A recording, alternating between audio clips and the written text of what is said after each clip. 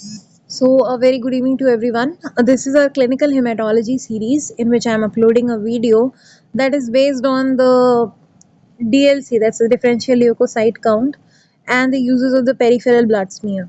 So, DLC is one of the hematology experiment which is done in the first MBBS, phase 1 MBBS students, and this is how it has been summarized that how a PBS film, the peripheral blood smear, is prepared.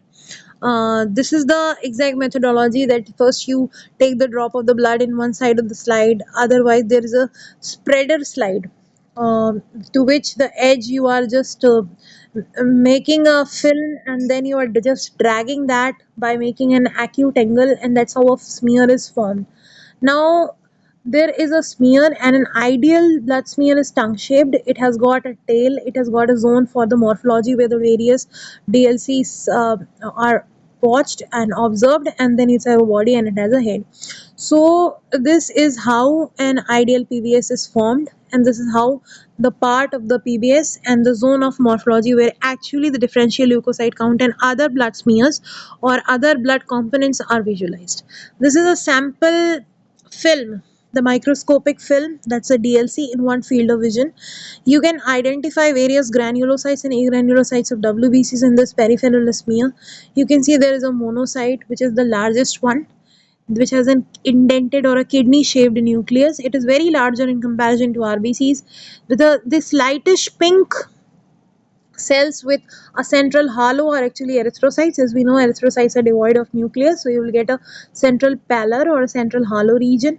Then the densely granulated is the basophils, dark purple granules, and eosinophils, the pink granules. Eosinophil size is comparatively larger than the basophils, and basophils are very rare usually, but in this single specimen or single field of vision you can observe both basophils and eosinophils. Then there is a small lymphocyte whose size is comparable to RBCs, and then there are platelets, and this is the neutrophils, which are also known as the polymorphonuclear cells. There are many lobes of the nucleus, and this is a band form. This is also a neutrophil, and it's got a band shaped nucleus. Now, WBCs or leukocytes are on the basis of the presence or absence of the granules. They're divided into granulocytes and agranulocytes. So, these granules are specifically containing the proteolytic enzymes meant for the destruction of the invading pathogens, and it is forming the part of the non-specific immunity. So there are three types of granulocytes: neutrophils, which is consisting of 2 to 6 lobe nucleus with fine cytoplasmic both pink and purplish granules, while eosinophils is a 2-lobed nucleus which has a coarse brick red colored granules, and basophils is a 2-lobe nucleus with coarse purple colored granules. These are the characteristic feature, and this is how you have to identify the granulocytes. Now, agranulocytes are two types: monocytes and lymphocytes. Largest type of WBCs with bean shaped nucleus are the monocytes, which are monocytes in the blood and macrophages in the tissue, and they're forming a monocyte macrophage system. And then lymphocytes are the smallest WBCs with round to oval nucleus. Now, the normal DLC values, normal differential leukocyte count.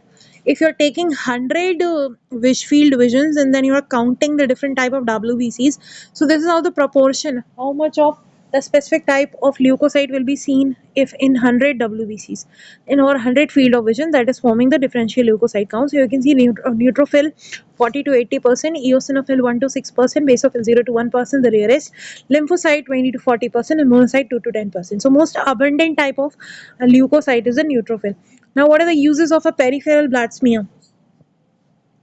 Peripheral blood smear is used to study the morphology of the RBC. If you have to assess the size and shape of the RBCs, whether RBCs are normal, or if you have to make a thing that if you're actually going for the morphological class of anemia, that's if you're going for the blood indices calculation, if you're going MCH, NCHC, PCV, for all this thing, you need to see whether the anemia, whether the RBCs are microcytic or macrocytic, or they're hypochromic, or they are normochromic. Such type of things, for diagnosing that, you have to study a peripheral smear. Now, if you want to study about the morphology of WBC, obviously for counting the DLC or the dye size and shape, that is the use of peripheral blood smear to differentiate leukocytosis from leukemia. How will you differentiate leukocytosis from leukemia? Leukemia will contain immature blast cells in the PBS, while leukocytosis, there will be more number of WBCs, but they will not be immature. And still less, because in leukemia more than 50,000 of the leukocyte count is there in leukemia along with the presence of immature blast cells. Now, also in order to diagnose the parasitic infestation, there is use of PBS. We know that parasitic infestation means if you have to just counter the presence or absence of a parasite, malarial parasite, you go for a PBS. So generally, when there's a patient with pyrexia, with a fever, and you have the DDs that they may suffer from malaria, we go for PBS for the presence of MP. PBS for MP means peripheral blood smear for the presence of malarial parasite. That's how you diagnose, or that's why you order, the physician order to assess whether there's a presence or absence of the malarial parasite. So this was about the DLC. The stain which we use for doing DLC is the Leishman stain. Of course, it's a Romanowski stain. It has both acidic as well as the basic components. So it is ideal for both eosinophil granules and basophil granules. This was the series today. The next part of this, which consists of different types of abnormal WBC count and WBC's identification, we'll continue in the next video. Thank you so much. Stay tuned with this series.